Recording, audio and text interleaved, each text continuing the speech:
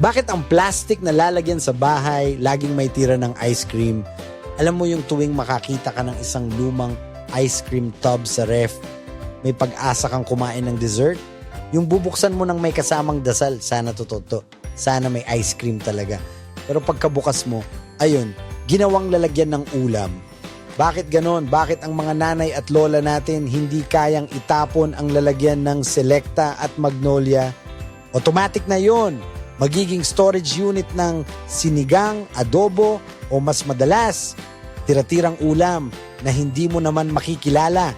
Ano to? Ulam natin kahapon o yung niluto nung fiesta? Bakit parang may bahid ng dinuguan pero may amoy ng giniling? Ito pa ang malala. Hindi mo pwedeng itapon yung mga lalagyan na yan. Subukan mong magtapon ng isang plastic na ice cream sa basurahan. Siguradong sermon ang kasunod. Hoy, ba't mo tinatapon yan? Sayang yan.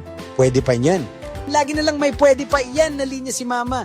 Kahit butas na yung lalagyan, kahit may natuyong mantika sa gilid, pwede pa yan. Pero aminin natin, kahit tayo ngayon, pag may naubos na ice cream sa bahay, hindi rin natin matapon ng direkta.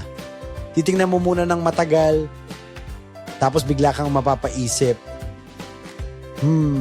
pwede ko kayang gawing lalagyan ng baon to?